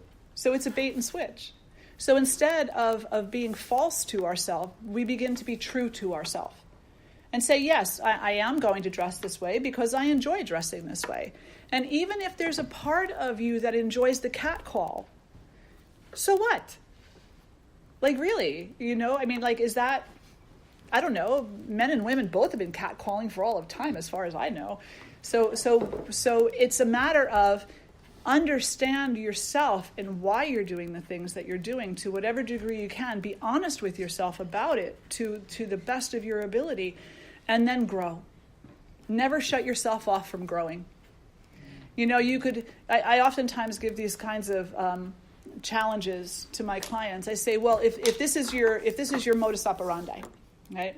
If your thing is to dress a certain way to elicit a certain response, can you be curious enough to dress a different way and to see what response that gives you? And then to dress a different way and see what response that gives you. And then to use all those responses, if you're going to be external and be concerned about what you receive from the world outside of you, use those responses to better educate yourself about what you like and what you don't like. And then make an informed decision. And here I'm using clothes, but it could be anything. Well, when I'm stressed, I go to chocolate cake. It makes me feel a certain way. Well, if I'm stressed, I go to a salad. Okay, I know it's not the same. But it does make you feel a certain way. Okay, I'm stressed, I'm going to go to alcohol. I'm stressed, I'm going to go here. I'm stressed, I'm going to go there. Whatever it is that you choose to do, allow it to be your education and knowingly learn from it. And then what you'll find is that you're going to grow in leaps and bounds. Absolutely. It's only when we shut down to that we stop growing from it. And then you'll start making different choices because you'll become more curious about who you really are. Yeah. Is that helpful? Yeah, I guess I just feel like there are times when like I personally can get like very like rigid like with food or something, but then I always find that eventually that need like finds a way, whether I like switch to some other, I don't know what I'm saying exactly, but like if I switch to like some other way of getting it met, and like what's only really helped me is like going deep, like into those deeper like unconscious places, like inner child work or like hypnosis, things like that actually like work on that subconscious level to get the need met, so that whatever the external thing is, like no matter how much you're talking to yourself on a conscious level, I feel like eventually you sabotage yourself, because there's a part of you that wants to get that need met. Because you're operating from a 5-year-old's perspective. Right, exactly. And so my question in this case would be, what do you aim to fulfill with whatever it is that the demand is from within? What would soothe it if it weren't food, chocolate, whatever, dressing a certain way, whatever it is that is your special fulfillment? What is it that you seek to do? And when Sudha said, step back, don't just, we all do this. The willfulness of the ego is enormous, right? And it just runs us into that one way of behavior until we learn to step back. We get just a little bit of a space between how we behave and so that automatic piece. And well, wait a minute, just count me to 10, so I see if I really need it. Sometimes that answers questions. That and then the honoring of that request is a part of you. It's okay. Not to fulfill it in that way, but to truly learn to love ourselves, I think, is where we all need to go. So acceptance of that without necessarily fulfilling the automatic request. Does that make sense? Yeah, totally. All right. Thank you. And I think a lot of times too, like some of those maladaptive things, like it's an illusion of fulfilling some need. It's not really doing it. Like if someone grew up, not feeling valued, they might have experienced abandonment or, being told nobody's ever going to want them, and so they take on a partner that is. I call them little wounded birds. Like there's this partner who might be struggling with employment or mental health or all these things, and it's like, I'm going to fix this person. And that the fallacy is that if they need me, they won't leave me. Right? So it fulfills that security, but it's like an illusion, because what you really want is an authentic relationship that is stable. So it's kind of like the cheap imitation version of that. Like, I can get security here. Like, that's what I want. But it's not authentic connection. They're not going to leave me if they need me. And so recognizing what that need is and what would an authentic fulfilling of the need look like. Because whatever the maladaptive or unhealthy thing is likely a cheap imitation. Right. And it makes me think, too, of attachment and not having your needs met How do you know how to meet your own needs? So I love the idea of trying different behaviors to see how you respond to them. We have to figure out how to be our parents. Yes. Yes. And saying that, knowing that our parents truly did the best they knew how to do and they were capable of. So it's not a finger-pointing statement at all. But we've got to figure out how to treat ourselves the way we deserve. Yeah. And it's a process. You're not going to just figure it out easily because, as we all said, it's the rough road that's the growth road. It's not the easy road where we learn a whole lot about ourselves. And if you don't know how to treat yourself well, if you don't know what that means, how do you know what to expect from somebody else when you expect them to treat you well?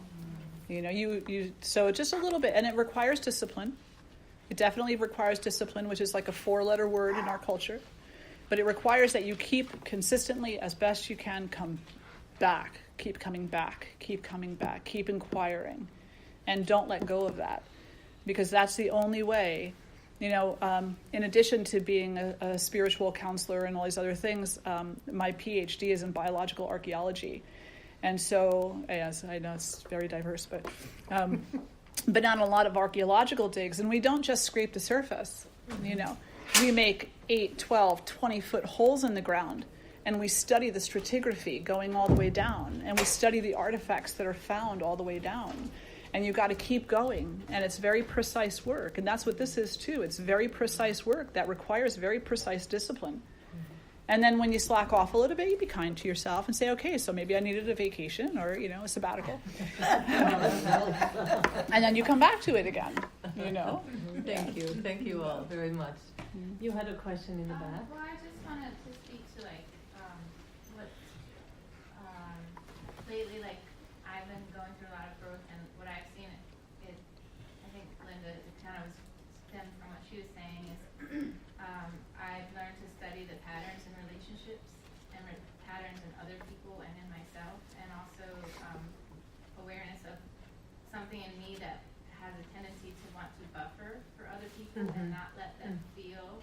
So I make it okay when they violate or don't do what I ask, and it might be based in, like, just wanting to keep the peace, not wanting to stir the boat, or fear of, you know, losing the relationship, or fear of, you know, if it's with my kids, fear of them, like, playing, you know, being the resistance, you know. And I notice that when I do get, I'm becoming more aware and setting more, you know, consistent boundaries, but there is a lot of resistance.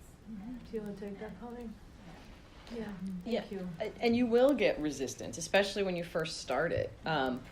That's not bad. You know, it's we have discomfort with it. Right. You know, They're we're used to uncomfortable.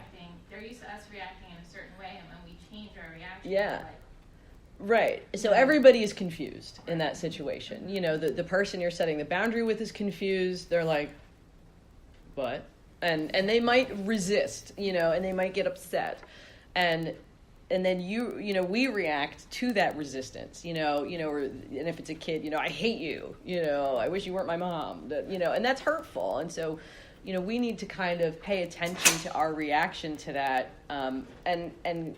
and process that for ourselves. But resistance and discomfort are not necessarily bad things. I mean, and I know, like, you know, especially like in yoga, like resistance, you know, you kind of lean into that. And in therapy, a lot of times that's a saying too, like you roll with resistance. You know, it doesn't necessarily mean you need to retreat right away. learning to stay firm. Right, learning to lean into it. Let them feel it. Right, let them adjust and know they're going to be okay. And not just the kids. I mean this for adults too. Yeah, even if they're Even harder with uncomfortable. adults, I think. Yeah, even if they're uncomfortable or they're upset, like that's okay. They're allowed to have their feelings about it.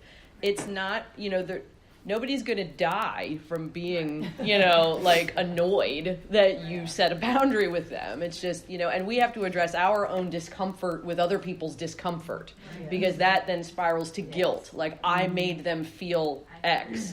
I did this to them. And it's like, okay, right. Or so, you know, processing all of those things too. Yeah. I think it's interesting that when we grow as individuals, we wonder why the people in our lives aren't growing with us, and we expect that they are. Mm-hmm. And a woman I used to work with said, we teach other people how to treat us. Yeah. And as much as I don't like to believe that, it's true. And so you taught people how to treat you in a certain way, and now you're teaching them a different way. Mm-hmm. So think of it that way, that they're going to come on board this time just like they did before. Right, but it's like only when you stay firm because if Mhm. they see Exactly. Mm. That's the Consistency. key. and go back to Yes. like if I badger this person enough, they'll do what I want them to do. Right. They're trying to grab that you they know and are comfortable with, and get her to show up again. Yeah. Yeah. Yes. Can any of you share some tips for translating these ideas to the realm of interacting with others in social media, particularly for adolescents and young adults? Wow. Get rid of social media. Yeah. Fake world. Yeah, and that's so like I said, our boundaries look different. Like our boundaries in person look very different than our boundaries even on the phone or especially on social media. It is definitely something that we need to have a clear understanding of why that looks different. Again, there's an element of safety or distance, where it feels like we're not really in the thing. I've seen comment threads on social media, and there are some nasty things that people say, and I know these people, and I'm like, you would never say this to this person in their face. Like, why is that okay there? And there's some artificial distance. So I think helping them to understand, again, it's the same kind of principles. Like, what are they looking for in a particular interaction? What are they afraid of if they set a boundary? If they have a teenager has a friend that wants them to send, inappropriate pictures, and they don't want to, but they feel there's something that's keeping them from being able to say no. Am I going to get made fun of? Am I going to be judged? And process those barriers. You have the ability to set a boundary. What's keeping you from being able to do that? Like, let's talk on that level and see what's going on there. And understand also that, as with everything else in life, it's kind of like having a bowl of fruit. And so you put some things in there. Those are the things you focus on. You add more. Eventually things are going to start spilling out. Social media is a big piece of fruit. And so what are we now not focusing on? What are we now not teaching our children? What are we now not concerned with developmentally because social media has taken its place? And the answer to that is ethics. Yeah.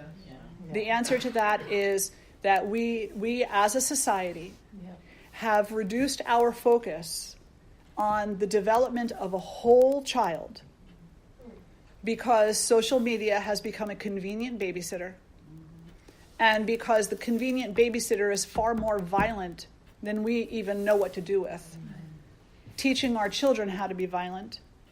And we lost faith that our ethics are strong enough to counter that.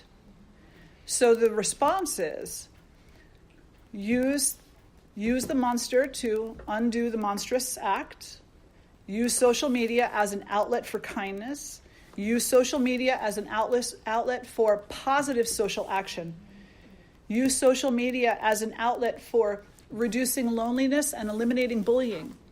Use social media in these ways, and we can come together as a community and we can teach our children how to re-embrace the ethics that are really no longer being taught in school. Religion is falling down. Spirituality is so extremely diverse that there's really very little cohesiveness between what they learn there also. Children want boundaries. They do. Yeah. They say no, Yep. but they want them. And the boundary can be the boundary of positive, potential, ethical behaviors that create community. But that also still leave space for the child who misbehaves, to have that exploration too in a supportive way. Yeah. So that would be mine. Social media is one of my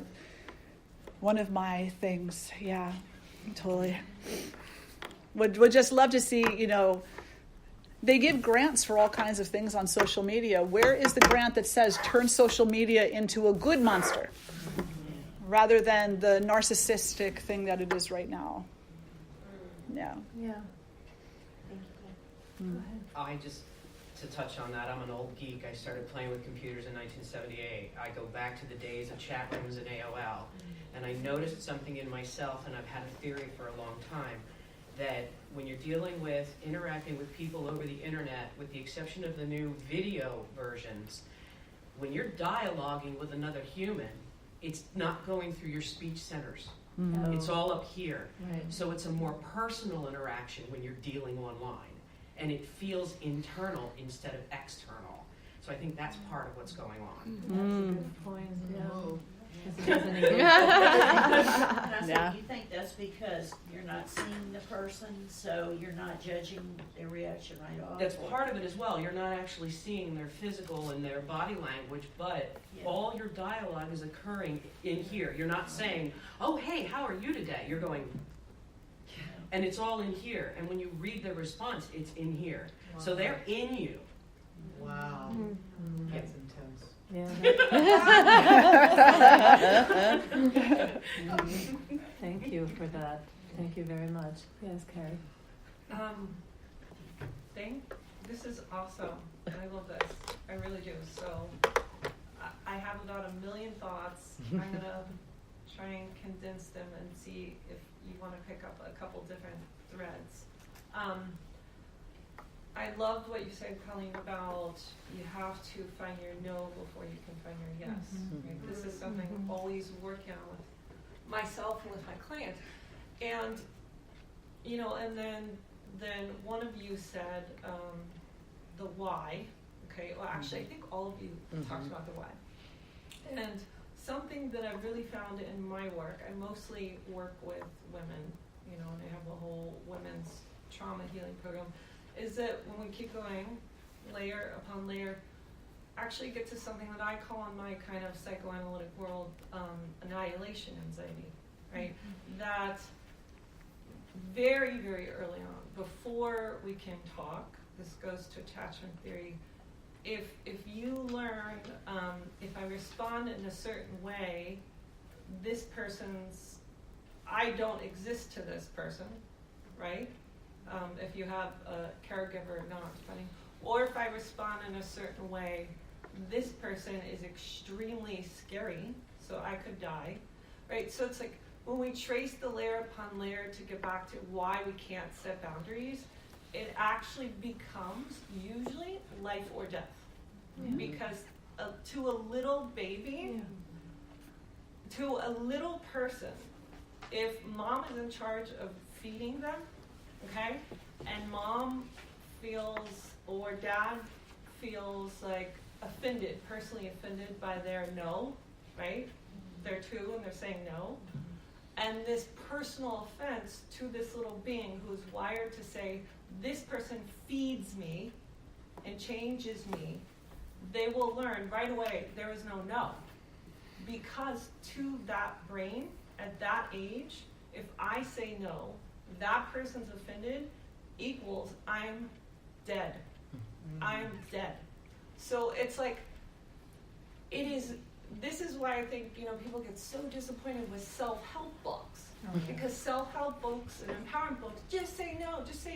And I want to write one that said, you don't say no because deep down inside the little person thinks they're going to die, right?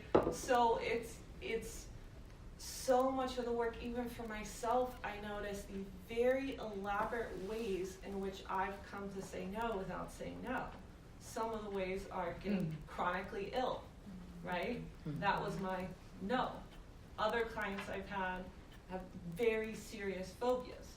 What does a phobia of a germ do? It makes sure that you say no to the entire world, right? You're just doing it through a phobia. What does an addiction to alcohol do? right? It says no to. So it's like we have these very elaborate ways of saying no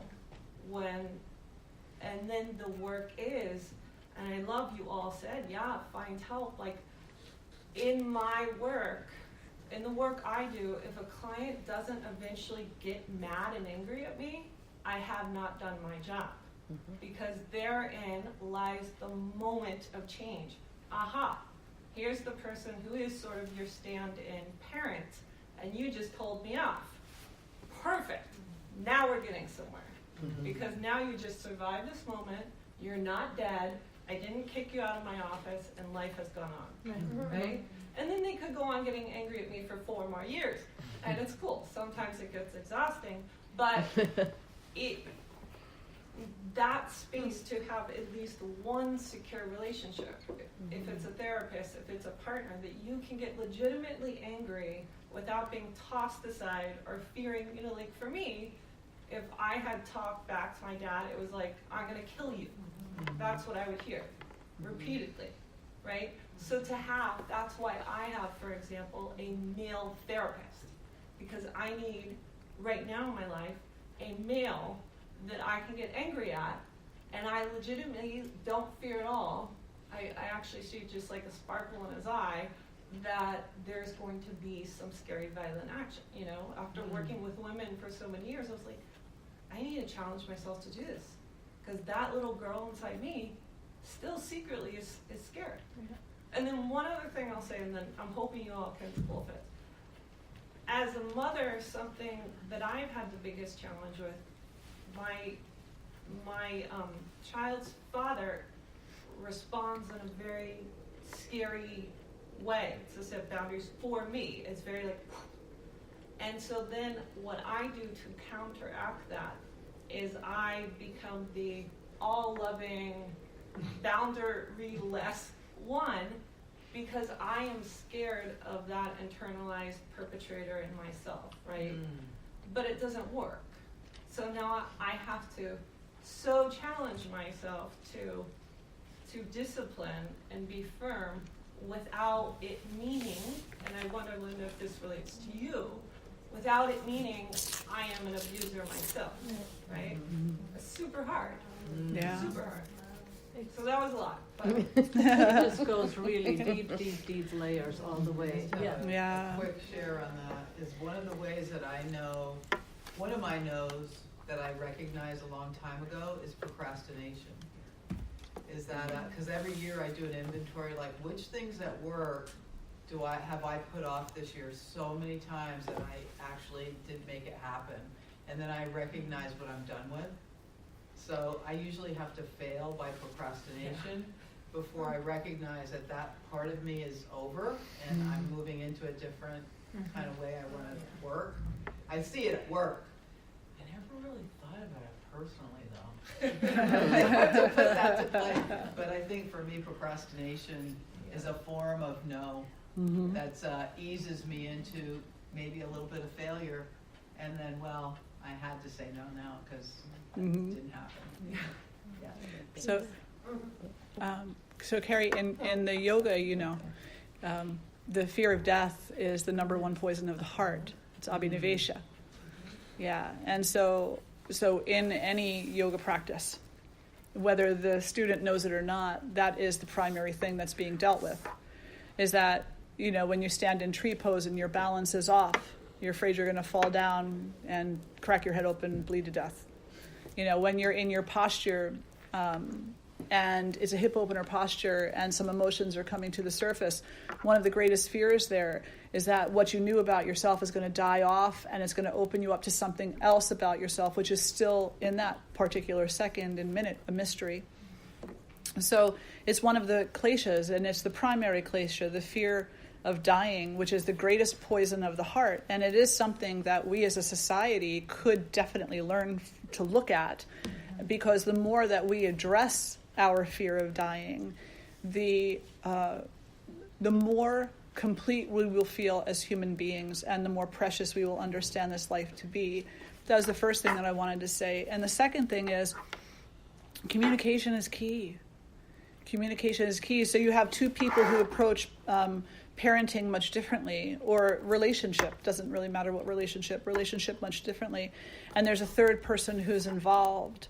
And one person is perhaps harsh and to the point. And the counter to that is not to be soft and mushy. The counter to that is to talk about it. And you know what else it is? Not just to talk about it and give your opinion of it, but to talk about it and ask their thoughts on it. What do you think about this? Yeah. What do you think this could do for you? What do you think it might not do for you? And no matter what the age of the person that we're talking about, they will have thoughts on it. And then perhaps together you can discover a middle road. And that's the Buddhism and the yoga, right? Is the middle road. Is the not too severe in this extreme, not too severe in this extreme, but the central path that is moderate always, which leaves enough space for everybody to do what they need to do in this spiritual life. Yeah. Thank you, Susan. Colleen, you had something to add? Yeah, I wouldn't.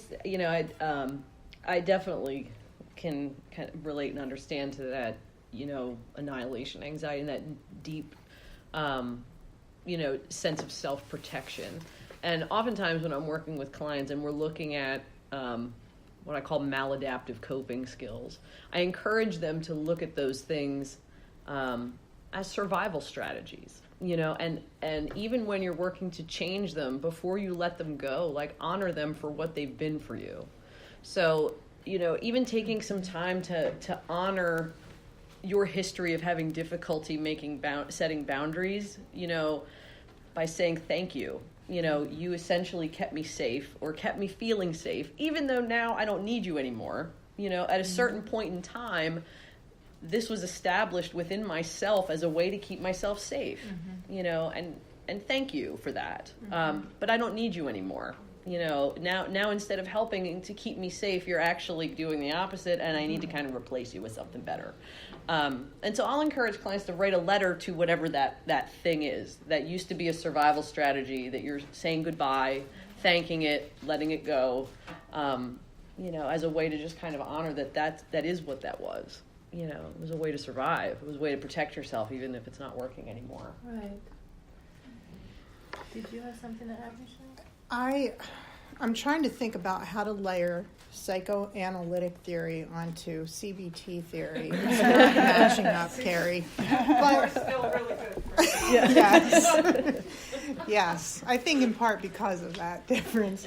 But the thing that I think about in listening to you is this is brain science, really. And it may be oversimplifying it, but that really primitive part of the brain that is present and is fed and developed in infancy that learns all of these things, it still has that memory, the old memory. And when I think about the prefrontal cortex, the part of the more evolved, higher order thinking part of the brain that, like you were saying, can talk to that primitive part of the brain and say, I don't need you anymore, but thank you for helping me survive. I think that there's a way of focusing on developing the part of the brain that can make those choices, that can see clearly there isn't danger here, even though it feels like it. The survival brain is still present. And how do you strike the balance between survival brain and that prefrontal logic, goal-directed, not impulsive part of the brain where we can make healthy decisions from? And with that, I think, too, that when you bring into this the context of relationship choices, we often gravitate toward people who are familiar, whether it's in a good way or not a good way. Mm-hmm. And so, and it's often not until things crash and burn that we realize, oh, that was my father that I was attracted to. Believe I've done it. So I think, too, that we have opportunities to make different choices and realize that an initial attraction may not always be a healthy attraction. And that's where the prefrontal cortex can start to engaged and help us to make a better decision in time. It's not going to happen the first time, second time. So I think I bridged the gap, I hope. But I love your observation and use of your own experience, because I think to some degree we can all relate to that, for sure. On a physiological level, as a doctor of naturopathy, I see this in people as an increase of fire in their bodies, like inflammation or a weak spot someplace in their body. Whether it's digestive, which is a lot of the gut feelings of our fears and our expectations and what we are safe in and what we're not. The basic blueprint of every single anything, including bacteria and microbes, on the planet is survival. So that blueprint operates in every cell, and when we have experiences such as Carrie, you're very eloquent about, this, and what we talked about earlier, is that in the end, that memory is how far we're willing to go and where we're no longer willing to go. So it sets a very, very clear wall, right, as to what's permissible and what is not. And within that parameter, we kind of live our lives. So speaking to an instant when such urgency arises, I think breath is what informs everything, okay? Breath informs. So like I said earlier, if you can just take counting to 10 and say, all right, what am I wanting to fulfill here? Or any of us, when we arrive at a behavior that we know doesn't really serve us, because the mind's already played the history of 10 other times where we went down that road and it didn't work. So take a breath, take 2 breaths, take 10 breaths, but interrupt the moment of the automatic response, and that occurs. So that, from a physiological level, that is actually super important, because there is no division, right? There is no division. So breathing and eventually laughing, right? It is 1 o'clock, and we have come to the end of this meeting. I would just love to get some feedback, or perhaps ask you all if you have any kind of last things that you'd like to say. What I often do at the end of a meeting or a panel, I like to go around the room. I don't know if you have time for this. Just everyone really say, what did you experience about the quality of this gathering, and are you complete? Because so often we go home and said, oh, I should have said that. Or, and why didn't I think of this? So if you're all in agreement, would you like to do that? And we'll start at the back. What was the quality of the meeting, how you experienced it, and are you complete? By Judy. Thanks for coming. It was really wonderful to hear everyone's perspectives. I have a whole bunch of notes on my phone I can review, but I would have, I don't have any information on any of these, so that's a area They're business cards in the front. Or like an overview. I had a little trouble finding it, because I just had an address and I didn't know what building. Is that the Facebook address you're looking for? On the website. Me I too. don't have Facebook. So Me too. Meet for everyone who wants to look at whatever else is offered, which is all free of charge. It's metooberks.org, right? .com. And we have, there's brochures. There's brochures here. Yeah, I think the one on the website was a little bit confusing. They always said the address, whereas what Facebook said the room. That's what Yes, talking about. yes. I don't think the MeToo had the room though. No, it has the descriptions, but please, the brochure's up here if you'd like to take one. Actually, I think all of us are included in there with our contact information. Also, if you want to take flyers and put them at like your place of work or places in the community, churches, wherever, that would be helpful too. Yeah, it would be nice to see like a little bit more diversity, because I know that these experiences are something that people experience across a lot of spectrums of, economic and race. Thank you. And Great. Can I start with you in the gray sweatshirt? Thank you. I was grateful that I got to come. My professor actually told me about it, and I look forward to going to more in that pamphlet, because I can relate to a lot of it. I do feel complete. Like, it was very enlightening, and I think the name is perfect, like Me Too. You know, I am a grateful recovering addict. So, you know, I work a 12-step program, a lot of self-care, self-healing, you know, peeling the layers of the onion. So I really enjoyed myself. So thank you, ladies. Thank you very much. How about you? It was very, very informative. She told me about it. I'm a grateful recovering addict as well, but I'm one of the, I come from the younger generation where I'm just starting to, between healing from that, an abusive relationship and a family dynamic where my mom is a recovering addict and an alcoholic as well.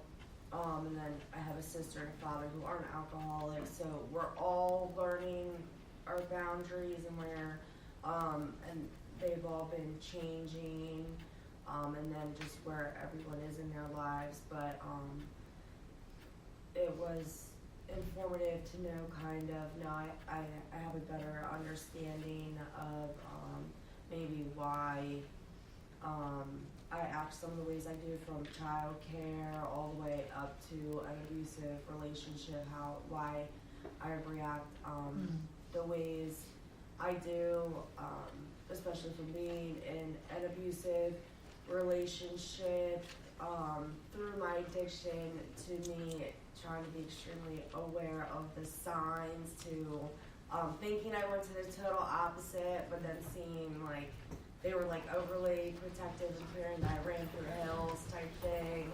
But I do come from the younger generation that she was talking about, where I'm just kind of like guiding myself and trying to figure out my own boundaries and just what's better for me. And the yoga perspective was, I would like to learn more about that. Actually, I think that was very helpful for me. Great. Thank you very much for your personal sharing as well. We appreciate that. Thanks. I would like to first apologize for being late. We had a miscommunication, ended up on Skyline Drive.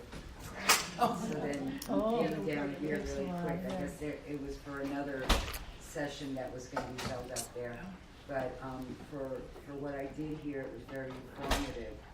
And I'm going to take some information and pamphlet. Hopefully I might be able to attend other ones if we have time. I really do apologize. But coming from background of, so much abuse and physical trauma, and most recently physical trauma from surgeries, and I'm trying to heal, and I'm just trying to find a better way. Evidently, the way I live my life is not the better way. So as long as I'm alive, there's always time to try to find a better way. But I thank you very much, all of you. Great. You're welcome. Thank you for being here. You have to go, I know. If any of you have to go, please feel free. It's just, I think it's community building, hearing each of us just say while we're here. All right, you in the red scarf next? That would be you. Me? Yes. I really enjoyed it. I've learned a lot. I've been working on my inner child for years, and this helped connect some of the dots that I was missing. Like I would peel the onion and layer, and I didn't get to the deep part of what I learned from it, and I think that's going to be helpful. And the attachment theory, I would love to know more about that and where I can find information on that. Google it. It's out there. Yeah, it's wide. And the yoga, I've gone through health issues too. And by doing yoga, it's helped me to come back to myself, to heal more. Yeah. Yes. So thank you all. Thank you. You're welcome. I cannot see you. There you are. I just want to say thank you that I enjoyed myself. Thank you. Thanks very much. The young woman behind you, do you want to speak to? Do you want to make any comments, or you'd rather not? Oh, thank you. Okay, you're welcome. Okay. How about you? And you don't have to speak if you don't want to. It's just. Thank you. You're welcome. Thank you. I appreciated a variety of perspectives. That was really cool. And I had a few personal aha moments. Thank you. And my only con was in the flyer it said Yoakum but didn't say library. So we parked on the opposite end of everything. So that, just for future notice, library would have been great. Thank you. It was awesome. And just on that, for those of you who are planning on participating, if you find any more address, anything missing information, please let us know so we can fix this right away. I won't get into it, but we had lots of struggles with our flyer making ordeal, and so that might have been the result of not as many people today getting confused around location. But we will fix it. This was amazing. I'm so grateful. You all are awesome. So thank you. Thank you. Well, I really enjoyed it. It was such a pleasure to sit and listen to such educated, interesting, articulate people who had so much to talk about. And as you were talking, I was thinking about relationships with different people and how was I going to change relationship. I was like, Colleen, stop talking about the granddaughter. Oh.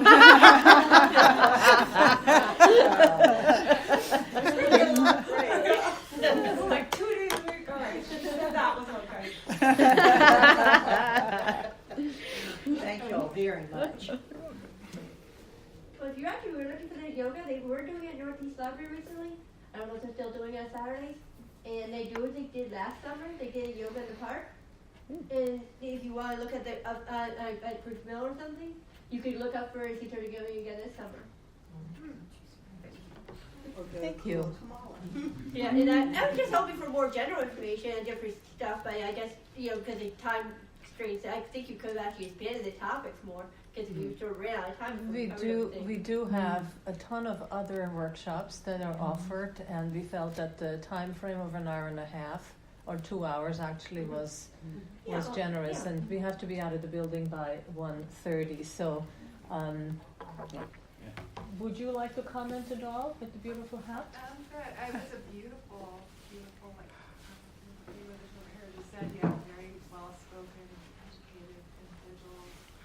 Very, I love the variety, how you include the spirituality, the younger, the really young, and then the college age. So that was really good. My husband has a book called Boundaries. I think I need to read that. And I had a therapist once say to me, you have to drop the word expect from your vocabulary and replace it with request. And that has been really useful for me. I put that on my fridge and now I have it memorized. Yes. Thank you. Enculturation of language is another piece of attachment and how we manage life, right? Absolutely. Yeah, language is very powerful. Thank you so much. How about you? You're part of us, so let's still. As you said, I appreciated the varied perspectives that I feel built off of each other.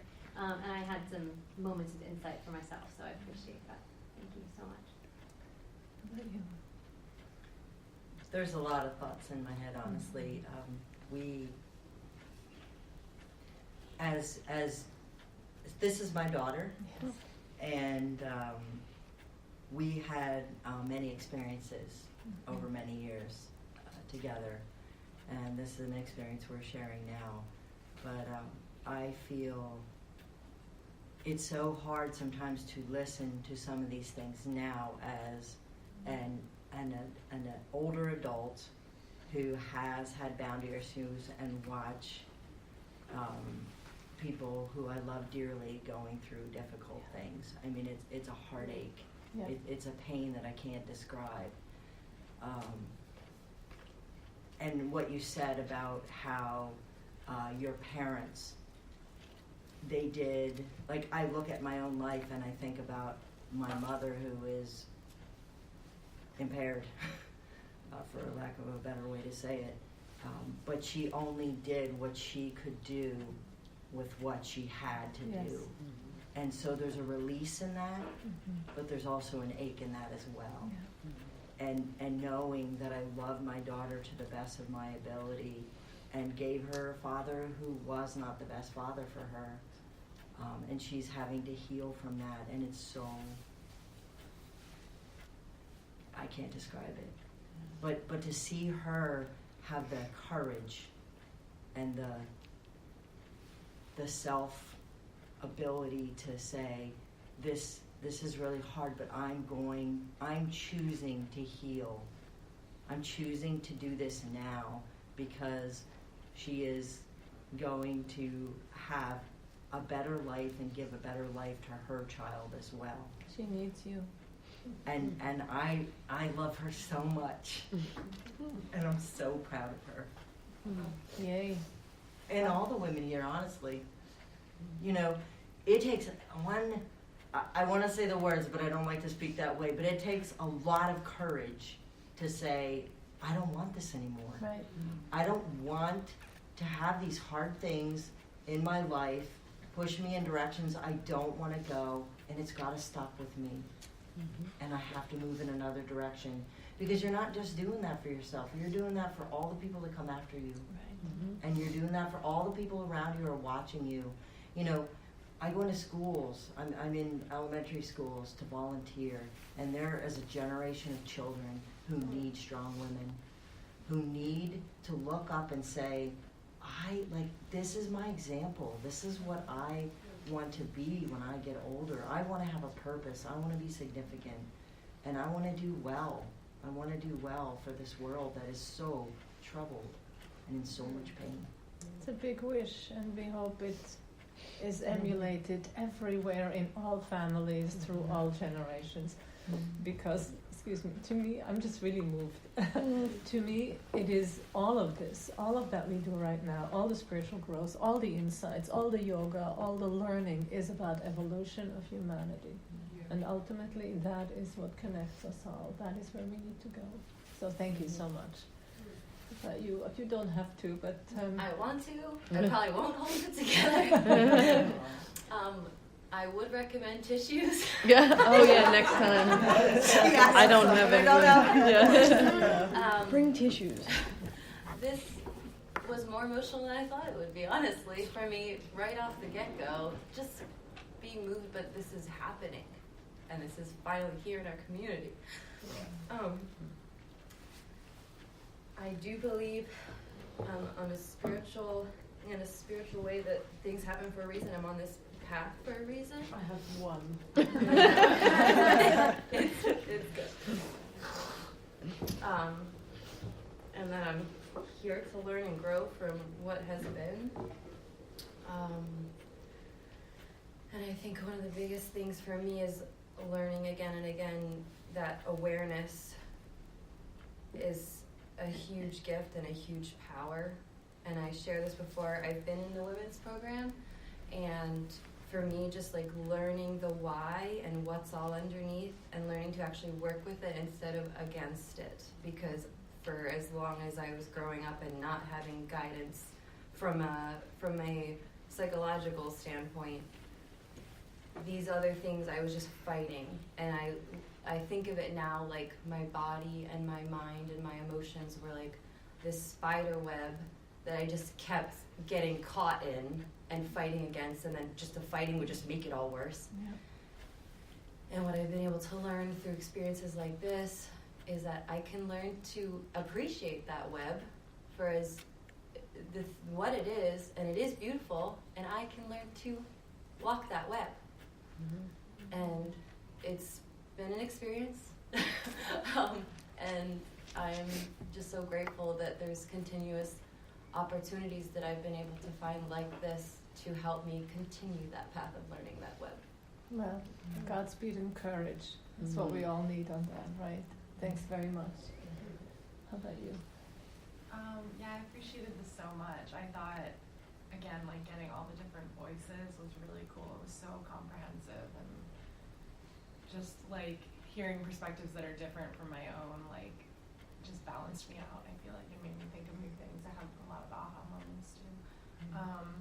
Yeah, I just agree with what you said in the back, that I just wonder how we can get more diversity.